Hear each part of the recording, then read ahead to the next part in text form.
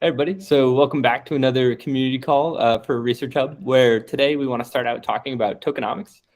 We've gotten a lot of feedback saying that like the basically utility use case for ResearchCoin is minimal, at the least. And we probably need to start thinking about ways to help increase like the reason to own ResearchCoin, and then also providing more velocity sinks within the application itself. So, kind of the plan is we want to spend about a month brainstorming potential tokenomic features to build into Research Hub.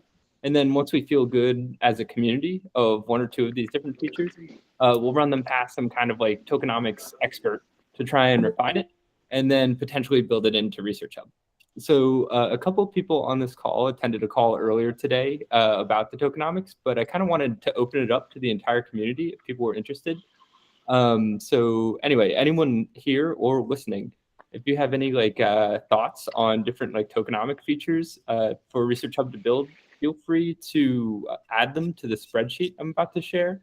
I'll put it under the Discord and Slack groups as well, so that way people can go ahead and play around with this document.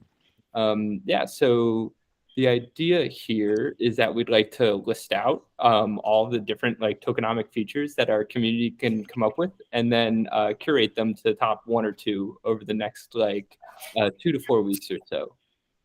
Just as like a abbreviated kind of example of the discussion we had earlier today, I'll go over kind of our 3 top options that we listed. The first one is changing the role of the submitter.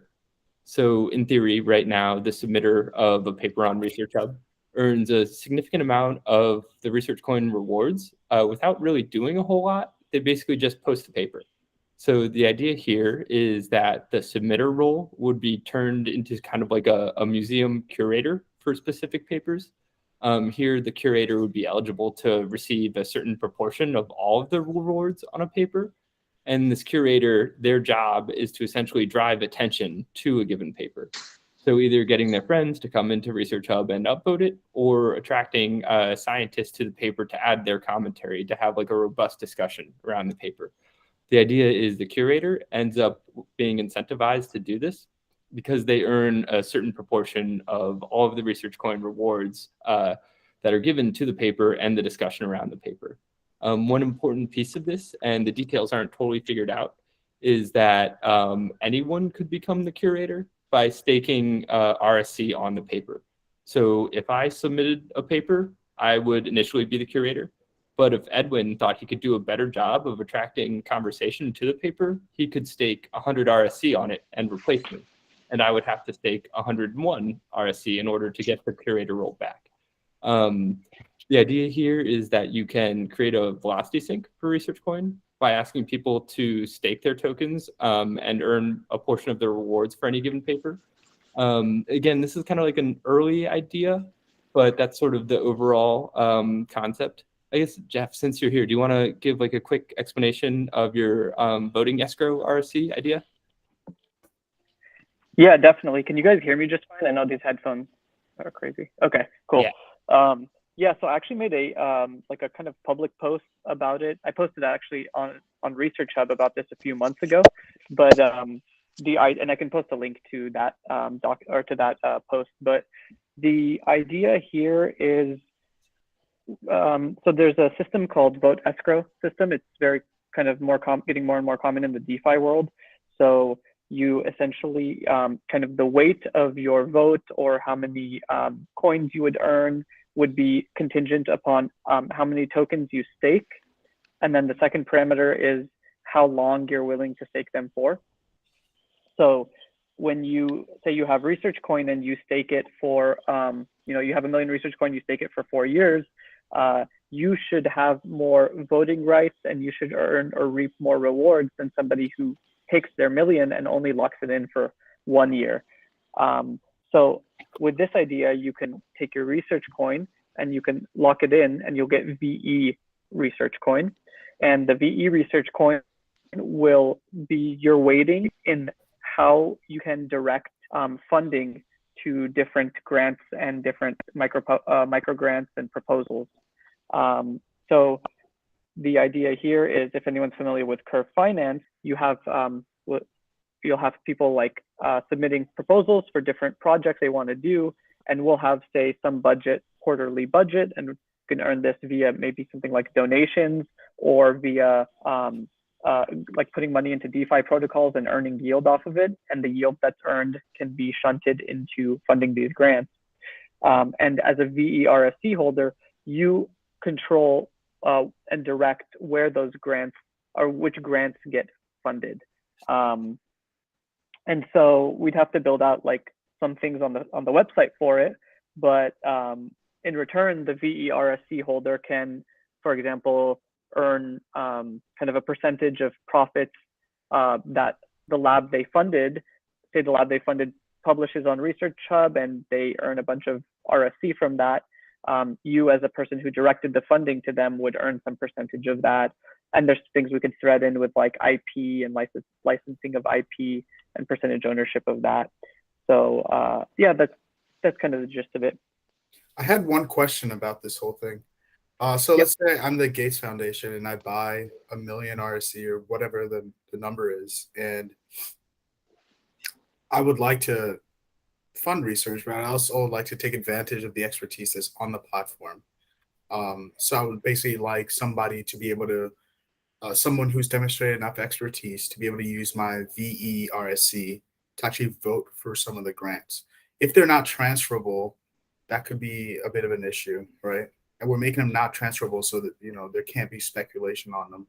But I'm just wondering about a way to, not like, I don't want to say like temporarily delegate voting power so that the whales can actually take advantage of the decentralization of the platform. Yeah, that's a really good point. And in the Curve Finance ecosystem, there's actually something similar to that that's happening, where this other protocol called Convex is people can actually send their CRV to Convex and they lock it as VE CRV. Mm-hmm.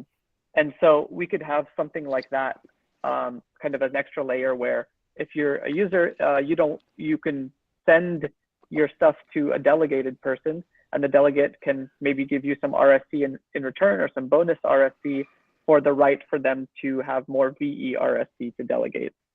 Yeah, that makes reputation really valuable there, because that's going to be how you determine, who gets to vote what. So yeah, a clear monetary premium on reputation, I'd say. Yeah, totally. Yeah, because then people will trust you more to be the person to delegate. It's a great idea, Edwin. It kind of reminds me of like syndicates on AngelList, where you can have like a single person, allocate funding for others. It's a really good idea. And so I guess the last one here, Ricardo, if you're here, do you want to give like a quick overview of your thought on the ResearchHub roles? Yeah, so this is just a first idea on how we could potentially all of us users of ResearchHub have somewhat, let's say, skin in the game when it comes to the research coin itself. And so that's basically a way to kind of like have roles that are defined by a minimum amount of RSC that you're holding in your wallet, for example, or in your account. So we had a wave of spammers I think a couple months ago, and it was difficult to kind of like identify who was legit, who was not. So something that we were thinking about was verifying users. So an idea could be you get verified by someone from the ResearchHub team, and you have a minimum, like 1,000, 10,000 RSC in your wallet, and you get the verified badge for your holding. And same applies basically for people that want to do peer review and editors. As we also discussed today, we're not trying to put a financial barrier to this. So there might be way to implement solutions that do not cause problems to people that have difficulty in raising money to basically get those RSC. So for example, we could get some of these RSC, let's say, vested until you actually earn that amount, and then kind of like unlock the full amount. So this is just an initial idea, but the idea would be basically that each user that is not a transitory user would like to have some RSC in his wallet if he wants to belong to the community. That's the main idea behind it. Yeah, I think there's also a lot of stuff we could do here. Kobe is thinking about like a business model around like a freemium style product, kind of like a LinkedIn Premium, where we could do something similar with ResearchHub. If you like stake X tokens, you get some added like analytics to know who's clicking on your profile, that kind of thing. So yeah, I guess kind of the point of this is to bring awareness towards the fact that we're starting to rethink some of the tokenomics for ResearchHub. And if anybody out there has like different ideas that they'd like us to consider, add them to this tokenomics brainstorming sheet, and we'll discuss them a week from today, next Monday at, I believe it's 8 a.m. Pacific time. I'll add more information under the Slack posts for this chat too. So yeah, if anybody has any ideas, feel free to add them into the sheet. Sapik? I had a question about the curator part, the curator idea. I mean, do we have any specific use case in mind wherein some person would want to be the curator of a post? Because I'm not really sure why would somebody want to do that, like, right? And for multiple posts. So if you could just give some light on that. We would change the reward scheme. So that way the curator earned like a certain proportion of all of the tokens given to a post. So right now the submitter earns, I think it's like 20%. It's either 10 or 20% of the RSC that's given to a post via upvotes. So here we would remove that reward and give it to a curator, where the curator basically earns a portion of all of the RSC earned by a post. So it's a way to like invest in the future success of a post. If you thought like a post was going to generate a lot of upvotes and a lot of discussion, you could stake tokens to be the curator in order to get like a certain portion of like those upvotes for the paper and discussion. Does that make sense? Yeah. And this is all just brainstormed, so no idea if it's viable or if people would even want to do that. So yeah, the more criticism, the better. So that way we can like kind of iron out any wrinkles. Cool. Yeah. Any last thoughts on tokenomics before we move on? Again, another discussion next Monday when we'll kind of narrow it down even more.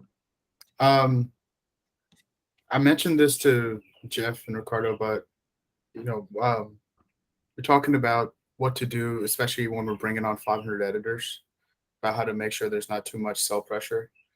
And I was saying potentially setting something up where they get the tokens, but they can only unlock the tokens based on metrics that we believe indicate that there's enough liquidity in the system to absorb the sell pressure. And ideally, those metrics would be related to activities that they actually have control of. Now, I'm not sure exactly what they would be, but I think that'd be the most direct way to make sure that the editors are incentivized, while making sure it doesn't affect the ecosystem too much. Yeah, and one of the questions, one of the issues I was thinking about, and I'm kind of up in the air about this one, but if we pursued that path, also you would have to think about short versus long-term compensation and the psychology behind that and how we want to balance it. So just to repeat back, in theory, like you're suggesting for editor compensation that there should be some kind of like mandatory lockup that's tied to like the marketplace dynamics of ResearchCoin? Yeah, similar to what Ricardo mentioned, but it's just like, because it can't be indefinite, right? And it also can't be on a specific, because we don't know what the growth trajectory is going to look like. So it's a huge gamble essentially. So it has to be based on growth metrics, and ideally those growth metrics should be tied to editor activity. I'm not sure exactly what that looks like, but I think getting more people thinking about that will be useful. Yeah, so I like the idea of having like a portion of it tied to like North Star metric growth. So just like organic users within a person's hub Like, I think that there's something there. It's kind of complicated though, because a hub that has like 5 people in it versus a hub that has 500, it's hard to make things totally even. But I really like the idea of having a portion of the compensation. Well, even unlocking it's better than having the compensation itself tied to it, like an unlock that's associated with organic weekly active contributor growth. The marketplace one I think is trickier because like the legal side of that I think is tough. I think the DAO could vote for something if ResearchHub Inc. isn't involved whatsoever. But I don't love having it tied to marketplace, but tied to organic growth. Wait, marketplace? I don't understand. You said liquidity initially, like to make sure. Yeah, I mean, I think adjacent indicators of liquidity are probably optimal. Totally. Yeah, I agree with that for sure. Like more adoption, like stepwise release of coins. Yeah, I mean, it's not going to take that much for the speculative premium to really add up, right? So we just have to, Yeah, I guess just like thinking practically, Edwin, if you have like a suggestion, if you wanted to write up like a quick Google Doc, like we could discuss it at the next community call, just to like throw the idea out there in a little more formal of a way. Yeah. Cool. Yeah, any other thoughts on tokenomics before we move on? Just a little one, actually, based off of what Edwin said. I wonder if, like, just on a side note, if we should create like an area. So having governance like be kind of open-ended to everybody causes a bunch of spam that occurs on Snapshot. So I've seen that with a few other DAOs. So that's why we've like filtered it to have like only a select few people be able to actually upload a formal vote on there. But I wonder, would you guys like to have like a location where you can, like the community can pitch ideas? So instead of just like drafting up a Google Doc, there's like a central location. We can have open discourse about that. And then just a select few people can put it on Snapshot, but at least you're putting it out there into the world for everyone to see. Is that something you guys would be interested in? Definitely. Yeah. So we currently have the thread, the possibility to open thread when you announce the RIP 1, RIP 2, RIP 3 on Discord, right? So basically creating a channel, or you want that, or you think in Discord? Yeah, I was thinking something like Discord, and then opening up the ability to make threads to like everybody, and then yeah, I just want to make sure that like it's something that the community would want, so we can like implement that and then make it clear that everyone can do that. And it seems like Malik's also said yeah, so that's something that I can also kind of make a comment on publicly. I mean, couldn't we just have like a discourse.researchhub.com section of the website where people already have accounts and they can basically post threads and things like that? It wouldn't need to be like a separate, it'd just be like a section on the website.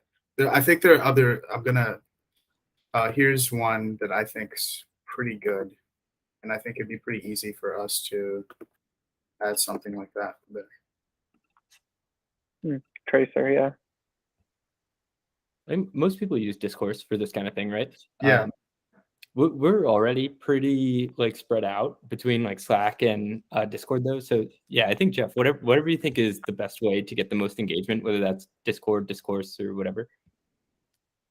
It's just this Slack and Discord are not optimal for like what he's talking, like laying out a really detailed argument about a proposal and having people go. It's not a good framework. So. Yeah, I can talk with Edwin and we can iron out what's the best thing here. Yeah, whatever you guys want to do, we can make it happen. Cool. Yeah. So any more thoughts on tokenomics? I was thinking if there could be something that we could do in terms of the editor turnaround, like when we get new editors, if there's something that editors could kind of like I don't know, like decide to get some of their kind of like stipend in invested tokens for instead of liquid tokens for additional benefits. I think there could be something there, given that there's a lot of people that would potentially like to be editors. Then we could also value other things apart from the scientific background, also value the alignment with the community, and kind of like not really favor people that want to have more locked tokens, but offer the possibility to people that would like to might like to do something like that. But again, I just came to my mind, so I have to probably think about this a bit more. But I think maybe the editor program could also be used in this case. Jeff, I know you mentioned in the chat that we don't have an editor call on the schedule. I think Scott like accidentally deleted it when he was trying to remove himself from it. So I'll add another one to the schedule this week. But yeah, maybe during that call we should talk about some of this stuff, like the compensation between like soft lockups or like some added vested token or something. Because I know we were thinking about tweaking the compensation anyway. So that's probably a good venue to discuss some of this stuff. And so I'll add that to the calendar after this call. Cool. Yeah, so unless anybody has anything else on tokenomics, feel free to jump in. Moving on to the next topic is we had a board meeting a little over a week ago. And one of the things we were thinking about is starting to put together like a scientific advisory board for ResearchHub. So this, in theory, would be like really well-established academics or engineers who can help like inform ResearchHub's product direction, and then also do some of the hand-to-hand combat to help recruit like super high-quality users. I have a couple of people in mind, but I wanted to open it up to everybody to kind of like, I guess, like hear how you all think ResearchHub could benefit from a scientific advisory board, and then if there are any specific people that you have in mind that you think would be good candidates. Yeah, just opening it up to everybody. George Church. He actually does a lot of advisory stuff, and we have a few connections, so he could definitely be on there for sure. I'll write that down. Yeah, +1 for Church. But that, ideally that's the type, right? Scientific, like professor, kind of like scientific, well-established person in the field that also has a little bit of knowledge of like what's going on in Web3 and crypto. That'll be ideal, because we are on that kind of like convergence of the two fields where it's not that easy for a scientific person to kind of like fully understand what we're doing, and it's definitely not easy for a crypto person to understand what's going on in the academia. So yeah, ideally that would be the profile. We could probably do a little bit of research and draft some names. Yeah, totally. Yeah, so if anybody if you come up with any names kind of on your own, feel free to send them to me, and like our team's kind of evaluating different candidates. I guess like one part about this too, which is always tricky, is like boards can be like socially hard, because some people will just sign up for boards and not really do anything, and it's almost like lending their brand to put on like a landing page type of thing. And we want to try and avoid that. Like if you bring board members on to ResearchHub, like there needs to be something tangible that they're doing aside from like just lending their identity. So like George Church, for instance, is somebody who like has like a really great following, among like the intersection of crypto and like biotechnology, as Ricardo said. So like if we brought on George Church, there could be something where it's like he helps us by tweeting, once a month about a paper that he shared to ResearchHub or something, some tangible, like I guess other side of the arrangement. So yeah, with someone like George Church, do you think like outreach or anything else specifically, Edwin, you were thinking? Yeah, I mean, I haven't thought that much about it. I think the first thing to think about is what do we want, right? How valuable, what would be the best thing an advisor could give us, right? And then credibility. Like it's so difficult to credibility. It's so difficult, in my opinion, to get like Web3 project into academia. Looks sketchy. I don't know, but if someone like George Church says tweet about us, is like, this is they're doing like a really good job. This is some stuff that is really gonna help the problems that we're solving the problems that we're having in academia. So I think credibility is really what we're looking for a scientific. So is a tweet the best way to demonstrate? Maybe not. Maybe. Actually, probably like even more like kind of like that in-person interaction, kind of like bringing in other people and kind of like giving us credibility in like a more personal way. So I'm pretty sure he knows a lot of like really influential people in academia. So maybe not even tweeting, but kind of like finding us other people that could testify what we're doing. Because I think that really the problem here is that we're lacking that traction given by, you know, PIs and not, you know, PhD students that are more difficult to kind of like really, you know, certify what we're doing in terms of the credibility of the project. So that could be something that could be helpful. So I don't know. I feel like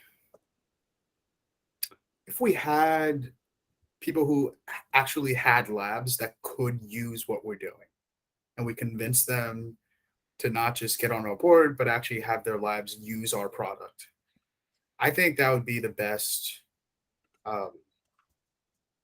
way to get credibility. What do you mean by our, like right now, what I'm thinking is the ELN. This is something that they could use.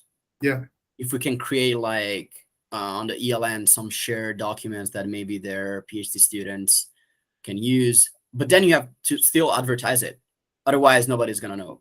So it's a mix between the two, I think. I'm not against tweets, right? I'm just thinking about, okay, if we're going to think about the best possible way to do this, right?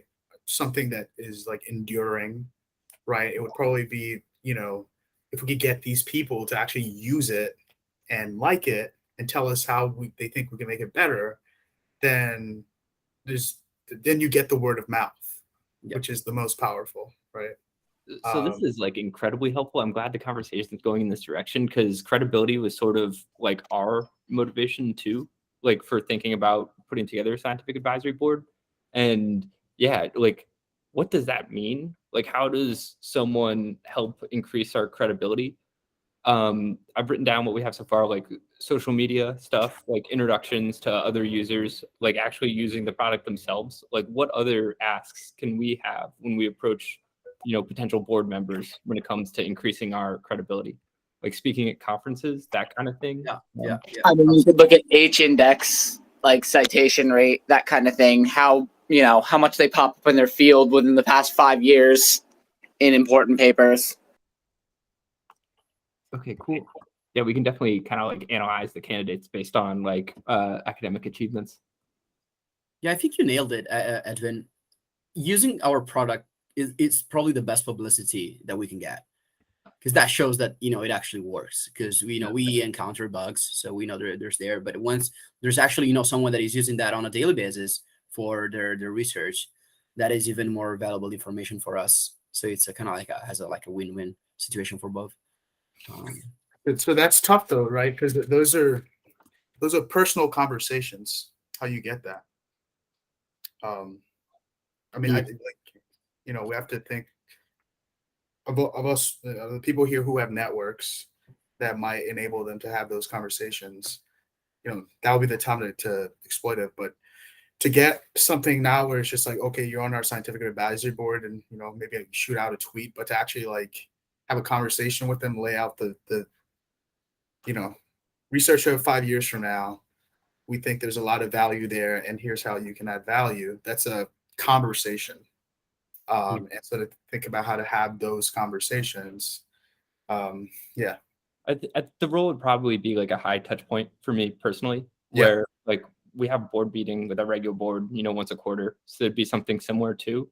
And then like, you know, everybody would have my phone number and I would hop on calls if they needed to do stuff. So I think it would be like pretty high touch point for like our team to keep people involved. Yeah. And it also shows that we're, you know, helping kind of like building a product around, you know, what they want. If they feel like they're empowered and it's like, okay, so they're actually, you know, changing, you know, the features and so on to kind of like help me in doing what I do day by day, that also shows, you know, really good effort from our side. So I think, you know, creating those channels, as you said, Edwin, would be crucial, but could be a really good way to actually create that credibility in academia.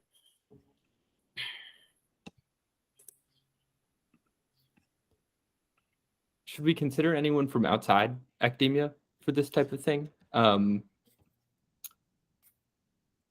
to think of like a couple examples. Well, who are on our regular board of advisors right now? So it's Brian, Max Hodak, who he co-founded Neuralink. Now he's working on something else. and then Rob Reinhardt, who co-founded Soylent, like the drink company. Mhm. This is those three so far. And what do you think the most valuable things you get from those people are? Perspective.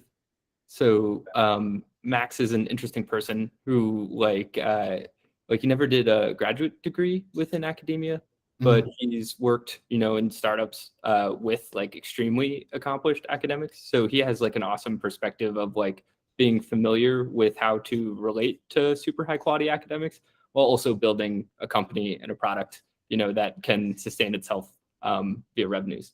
Like he's got an amazing perspective, basically on everything we're trying to do. Same thing with Rob. Rob's like a little bit more of a traditional guy, so he brings like he hates computers, for instance. So he brings like a perspective of like, hey, we should print out an actual journal article and like have more real world events like conferences, in-person stuff. So if you're trying to bring somebody not on the scientific advisory board, but somebody outside to the board, is that what you're trying to do, or just bring somebody outside academia to the scientific advisory board? Which one is it? Yeah, the second one. I'm thinking someone like, and this is obviously not going to work, but like Aaron Schwartz, like someone who's a technologist who has who's put in effort to help open science. Like John Arnold is somebody who he was like a exec for Enron and then like spent all of his money there like trying to do like open science and open data and stuff like that. So yeah, like non-scientists who are involved in science.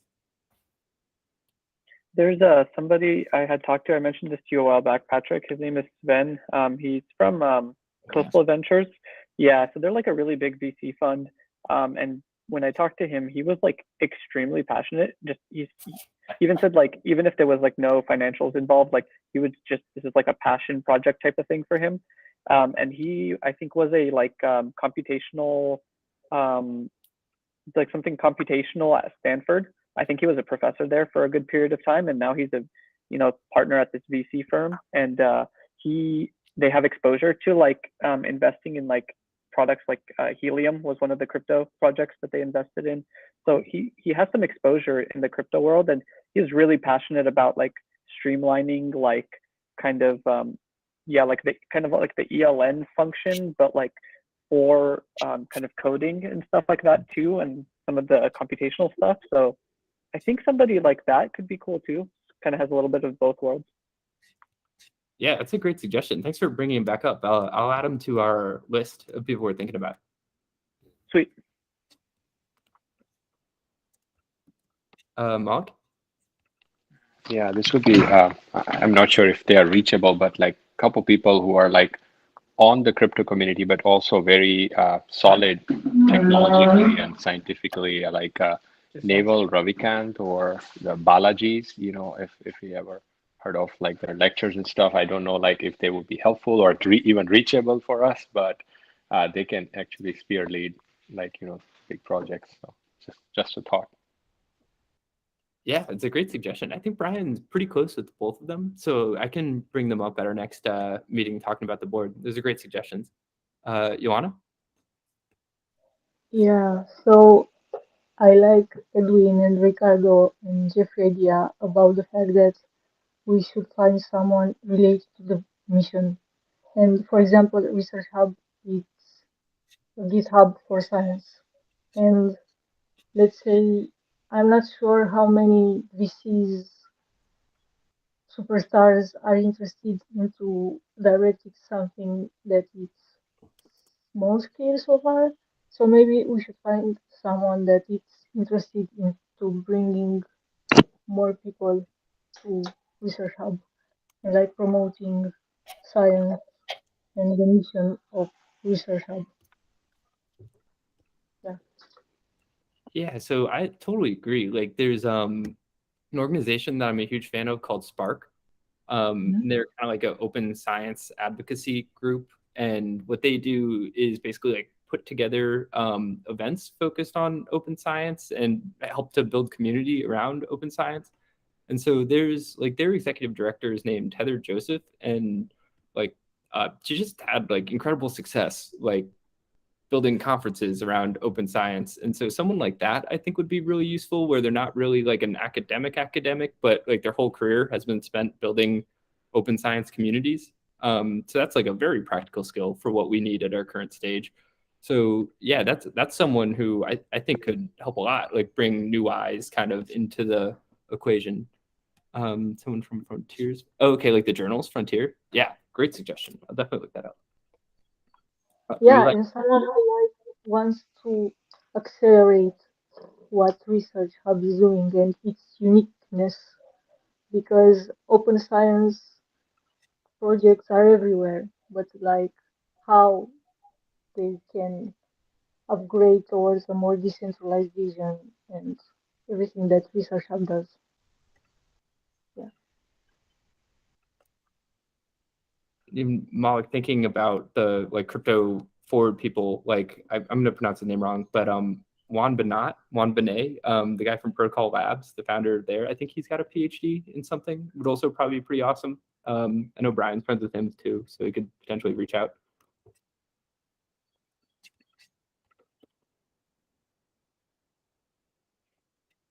Cool. Yeah, so this is something that we're going to be putting together kind of one person by one person for the next like 6 to 12 months. So like if you ever have someone you come across that you're like really excited about and think would be a good addition, feel free to ping me with them, and I'll like take a look and bring them up, in our team meetings, and yeah, potentially make it happen.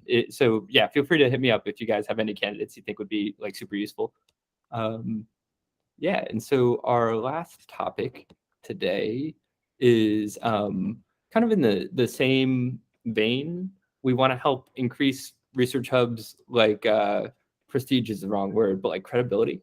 And I think one thing that's kind of lacking right now is our about page. It's pretty much been the same for the last 2.5 years. Like we haven't updated it at all from like the initial product launch. So I kind of want to go hard and make like a really detailed like explanation of what ResearchHub is trying to accomplish, because I think like selling people on the long-term vision is a big. I think that's like a lot of the reason why people are here now is like what could ResearchHub become in the future. And so, yeah, I think focusing on trying to like communicate that vision is pretty important for new people who come to the website and maybe don't fully understand what's going on just from like a first glance. So I was going to take a stab at that this week, and we'll like share, what I come up with everybody. But curious if there's any like specific topics that I should cover in this new about page that people think are important to bring about. Kind of what I was thinking so far is like describing it in terms of how incentives are broken in academia, and how like there are all these like bad downstream consequences, and how like a crypto token could use financial incentives to tip the scales in a better direction, and trying to sell that vision of like we have a token to try and cause better behaviors. I think another exciting thing, I guess, like without just like kind of funneling into just the token, is maybe throw in the terms of other Web3 products, that because I think what really got a lot of us excited, I remember this community call a few months ago, was when we were discussing the promise of like an NFT being used to help bootstrap funding for things. So like those are kind of on the frontier ideas that I think get people really excited about being involved in like a project, So I think the token is obviously very like pivotal. So I think highlighting that as well is very important. And then the prospect of leveraging NFTs and leveraging these other Web3 technologies. So Jeff, just to repeat that back, you're saying specifically use the term Web3 as like hey, there are a bunch of tools in our tool belt that we could address these issues with. Yeah, I think so, because I think people are maybe a bit more like kind of apprehensive or hesitant when it comes to like a cryptocurrency, but when there's other Web3 tools that are being built around, and you're telling them, hey, we're not afraid to be leveraging all these exciting new tools. We're not going to just be a normal company with just a token. We're going to be a company that's leveraging all these other tools. I think that excites people a little bit. Yeah, that's a great point. Totally, and that it describes we're open to like any way to solve the problems that exist. So it's a great point. Joanna? Yeah, like quantifying what accessible to everyone means, especially maybe like attracting people from the crypto space, maybe, I don't know. But like how Research Hub has a competitive advantage.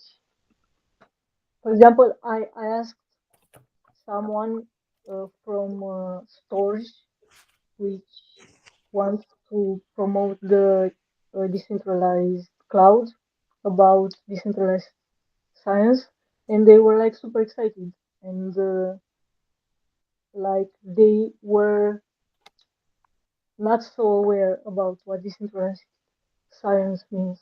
So maybe just focusing about what decentralized science is and what type of people are different than the regular people or something like that. So just to make sure I caught all that, you're saying like we should add a section on like what is DeSci and why it gives a competitive advantage to DeSci projects over Web 2 kind of implementations like ResearchGate, academia, standard journals, that kind of thing? Yeah. That's a great suggestion. We can definitely do that. Here's the first question of our interview. Yeah, I second what Joanna said. DeSci is getting more and more exposure, so I think it's important that we set the tone that we're part of the decentralized science movement, and we're not just a company trying to reinvent the wheel. So I think that's really, really important. So yeah, having a section on that will be crucial. Okay, cool. Yeah, I can definitely do that. There's like kind of a phrase that like I've been using to describe some of the stuff, and I think it like because it seems like ResearchHub is trying to cover the entirety of the science full stack. So it seems like people like Molecule, for example, are targeting specifically funding, and they're just trying to fix this like kind of valley of death part with the funding. But I think one of the things that is maybe a selling point for ResearchHub, and if you phrase it this way, is to leverage those web tools to kind of cover the entire science full stack, from funding to collaboration with the ELN and coordination, and then publishing. So it's like the entire gamut of everything. So I think that's like kind of appealing because it's like a central location that would have those things. And also just allows for more experimentation at each level, which I think there's a lot of value there. Because oftentimes like your initial idea for generating value in any product isn't what you end up with. But if you have like a lot of ways to experiment, that potentially gives you more opportunities to make your platform more sustainable. Yeah, so I love that, Edwin. That's definitely like I think like one of the biggest pieces of why, like in my opinion, ResearchHub is like more flexible than some of the other DeSci projects is just the infrastructure of how we're built. We can experiment quickly, and yeah, I think that's how most tech products end up being successful. Is you start doing it, and then you get feedback, and then you iterate, and then all of a sudden, like you eventually like nail in on like what's actually providing value to people. And it's cool to be a part of that process too, like to be involved in it. So I can definitely kind of like explain how we're iterating, and you can help influence the future of science. ResearchHub is an experiment that we want you to come and be a part of. Totally. Yeah. And ResearchHub is first of all a hub, so you'll find a lot of stuff there. Yeah. Right. Yeah, and why it's good for the scientific research. For example, it increases the health of the research content, and yeah, we should make a little advertising maybe. Or Joanna, I kind of missed that. Can you repeat that? I apologize, I was writing. Yeah, in the sense like directing towards why ResearchHub promotes the health of the scientific research that is shared on the internet, and how ResearchHub can promote your personal work or like your personal ideas and how the current research is kept um, uh, is restrained. Yeah. Yeah, totally. Like a place to help like gain, popularity around your own personal theories. That's a great idea. Mark? Yeah, I think, and one more thing that it's maybe not the most unique, but one of the unique things we have is we have editors for each parts of science that I don't think ResearchGate has, or any other such Web2 based applications have. And I don't even know if any of the DeSci platforms have such editors for like specific sciences. So that's a plus we have. Yeah, totally. I was even thinking like, who's the target? Like trying to think of like, who are we tailoring this content to? And I think it's like the early career researcher, like late stage PhD, and having like adding a little bit of like, you can earn value, for contributing like scientific knowledge, I think is probably worthwhile. And editor programs like a good example of that. One kind of unrelated thing I was thinking about, and I'd like to talk to the other law editors about this, but would it be, I mean, this is out there, but would it be possible to make it so people can discuss case law instead of just like law related to technology? Because, for example, like the stuff going on with Roe v. Wade, or any of these things in the news. Go ahead. Oh, sorry, I was waving by to Malik because he had to go. Oh, okay. Yeah. Yeah, I don't know. I think there might be space for that. I'm not sure how it is. Research can be, but I think there could be a lot of discussion from a law perspective if people could talk about case law. So Totally. So it's funny you mentioned that, because like one of the first like kind of like product recommendations that was given to me when I started doing this entrepreneurial thing like 4 or 5 years ago was Westlaw, like making a Westlaw for scientific research. Because Westlaw is amazing. Like it's awesome. Yeah. So yeah, I mean, I totally think there's a ton of value there. Like a tokenized Westlaw would be incredible. That could be where we end up kind of with the ELN once it gets to full maturity. But yeah, discussion of case law would be so cool. I think we should totally get there eventually. Cool. Yeah. So these are Sorry. Yeah, this is something that we could also put in there. Maybe it's a bit of a stretch right now, but given that idea that once we grow, like I don't know, like 5-10 years kind of like time span, those individual hubs could be like independently developing and kind of like creating their own like set of features. Yeah, that would be like super cool. Like, I don't know, me in an engineering discipline, I would like to have my hub tailored in a way that helps just the biotech people, while Edwin, for example, could have something similar for low, and that could kind of like be not a different product, but still within ResearchHub, kind of like tailoring in a bit that feels more personalized. But that's a bit of a stretch probably right now. I think we should 100% do that eventually. Like, this is a very minimal version, but each subreddit on Reddit, has kind of different rules. Like maybe you need X comment karma in order to post, like there's all kinds of different like cultural like features that Reddit helps facilitate. And I think we should do even more than that. Like each hub could eventually have like a sub DAO where they do funding through it, and how those fundings work. Yeah, totally. Yeah, could be just dependent on that field specifically. But yeah, that's like pretty far in the future, so we get there eventually. But I do like communicating that's the vision, like to give each field the ability to like control their own funding and publishing. Cool. Yeah, any other last thoughts here? And then I have like one question to close things out with.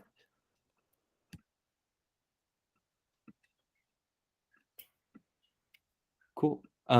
Yeah, so over the next 2 sprints, kind of the next feature that we're going to focus on is the bounties feature in order to start generating some revenue. As an aside, also, we'll do a version 2 of peer review that has like specific categories people can add their like thoughts to within the peer review.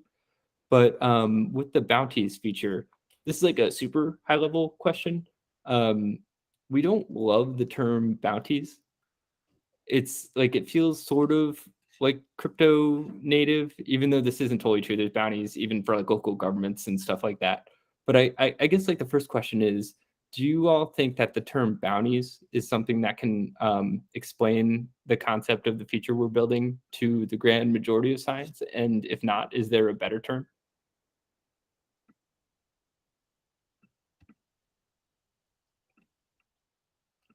I had like not loved this term just because it feels pretty crypto native. It feels like pirates, you know, like swashbuckling kind of. I don't know why. It just feels like That's the best part. Yeah, it might be honestly for researchers, totally. But I saw like there was like I was listening to like NPR, like a local NPR, and they were saying like some town was now doing bounties for parking tickets. Like if you saw like a car, Oh God, I know, like turn the people against themselves. But like yeah, they use the term bounty to like cash reward 25% of a parking ticket, and that's like local government. So to me, that feels like that's as mainstream as it gets. So yeah, just an anecdote that like we don't love it, but bounties might actually be the right term and resonate with everybody. Not sure. Everything else I'm thinking about is pretty awkward. You know, like contract or auction or something. That takes more explaining than bounty. So Isn't bounty actually coming from the software world? Or it's a crypto native term? Like bug bounties? Yeah. Yeah, exactly. Bug bounties. yeah, but I'm sure people did like non-software based bounties before. I mean, it seems like a pretty old concept, right? It's like Midwestern, like you get a like a bounty for like catching a hooligan. Native American. Okay. Yeah, but like I think I don't really use Kickstarter. Do you know what like? I know it's not really bounties, but it's kind of funding. I don't know, like maybe it's like you could say like funding, request funding, or I think maybe Kobe may have said that, but yeah, maybe like a request funding or post funding or something like that. Like a job, even like maybe that's too general. Yeah, I don't know. I'll do a little mini survey, like here with some of the people in my lab, just to see if they know what a bounty is. If I said it, and I'll tell you guys. Yeah, that'd be super interesting to hear, Jeff, because like I think this all might just be in our heads, and bounties are fine. If people know what that means, I think that's a good term. I kind of like quests. That reminds me a little bit kind of Anton's idea. That's so nerdy, though. Yeah. I mean, That's I got that from rabbit hole.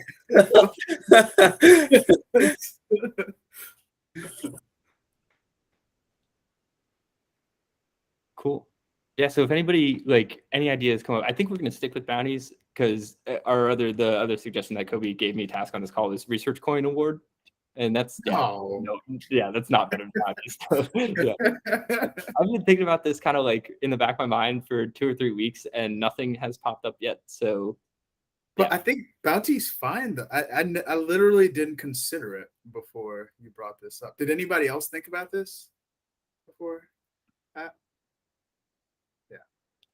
don't think we can put up a bounty to find a new name for the bounty. Totally.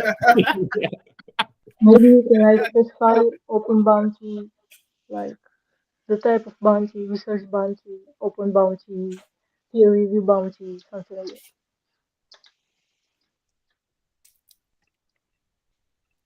Yeah, it seems like bounties is going to be the winner here. But yeah, I guess just keeping an open mind in case anything else better kind of comes across our path. Cool. Yeah, so that's all I had for the agenda. Does anybody else have any thoughts, questions, last couple of minutes here before we close out?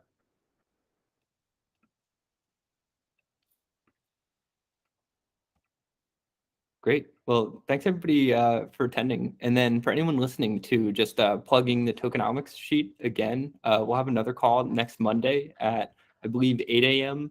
Pacific time. And we'll end up like discussing all of these tokenomic features and refining the list down to like our favorite top 1 or 2, which will then end up like running past a like tokenomics expert in order to like really have a plan for something that could work long term. So yeah, that will be posted under the video in both Discord and Slack. But yeah, thanks for everybody for attending, all the thoughts. See you next week. See you next week. Bye. Bye, everybody. Bye, guys.